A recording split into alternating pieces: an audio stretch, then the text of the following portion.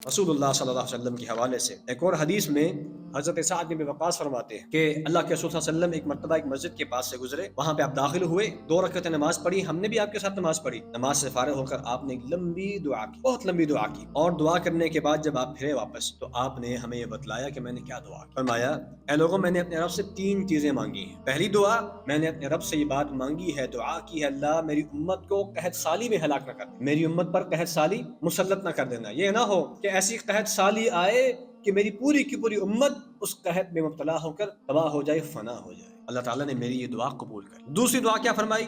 फरमाया कि अल्लाह, मैं तुझसे ये दुआ करता हूँ कि मेरी उम्मत के ऊपर एक ऐसा सैलाब, ऐसा तूफान न लेके आना जो मेरी पूरी की पूरी उम्मत को डुबो डाले। जैसे हज़रत नूह अलैहिस्सलाम की उम्मत पर ऐसा सैलाब आया था, उनकी कौम पर ऐसा सैलाब आया था कि पूरी की पूरी कौम उसमें गर्क हो गई। तो फरमाया कि अल्लाह ताला ने मेरी ये दुआ भी कबूल कर ली। और एक और हदीस के अंदर अल्फाज इस तरह है कि मैंने अल्लाह ताला से ये दुआ की थी कि अल्लाह मेरी उम्मत के ऊपर कोई ऐसा दुश्मन मुसल्लत न कर देना जो दुश्मन इनको सफ़े हस्ती से मिटा दे। यानी ऐसा तो हुआ है कि मुसलमानों पर हमले हुए हैं, मुसलमानों पर गैरों ने हमला किया है, कुफ़ार ने हमला किया है, और मुसलमान बहुत बड़ी तादाद में शहीद भी हुए हैं, लेकिन ऐसा नहीं हो सका आज तक कि इतना बड़ा हमला हुआ हो और इस तरह से हुआ हो कि एक मुसलमान भी इस दुनिया में जिंदा ना बचा हो। ऐसा नहीं हो। आज भी अगर मुख्तलिफ इलाकों में तूफान आते हैं, कहीं कोई सैलाब आता है, कोई ज़लज़ला आता है, किसी एक हिस्से में मुसलमान तो मरते हैं, लेकिन दूसरे हिस्से में बहुत बड़ी तादाद में मुसलमान मौजूद होते हैं। ऐसे नहीं हुआ जिस तरह पिछली अक़वाम के साथ हुआ है कि पूरी की पूरी कौम लूत तबाह कर दी गई,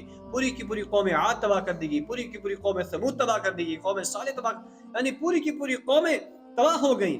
लेकिन ये जो उम्मत है, ये जो कौम है, इसके बारे में अल्लाह के रसूल सल्लल्लाहु अलैहि वसल्लम की दुआ ऐसी है कि जिसने इस उम्मत को अभी तक बचाया हो। और तीसरी दुआ फरमाई, फरमाया कि मैंने तीसरी दुआ अल्लाह से ये की थी, वसअलतुहु अल्ला यजअल बअसहुम बैनहुम, मैंने ये दुआ की थी कि अल्लाह मेरी उम्मत आपस में लड़ाई ना करे, झगड़ा ना करे, आपस में एक दूसरे के खिलाफ तलवार ना उठाए। लेकिन अल्लाह ने मेरी ये दुआ कबूल नहीं की। 2 दुआएं अल्लाह ने कबूल कर ली, लेकिन तीसरी दुआ अल्लाह ने कबूल नहीं किया। अब इसमें क्या हिकमत है, अल्लाह ही बेहतर जानता है। लेकिन बहरहाल हम फिर भी जो पहली 2 दुआएं हैं उनके फवायद समेट रहे हैं कि बावजूद इतनी नाफरमानियों के अल्लाह ने कभी भी ऐसे नहीं हुआ कि इस कौम के ऊपर, इस उम्मत के ऊपर ऐसा अजाब लाया हो कि पूरी उम्मत ही हलाक हो गई।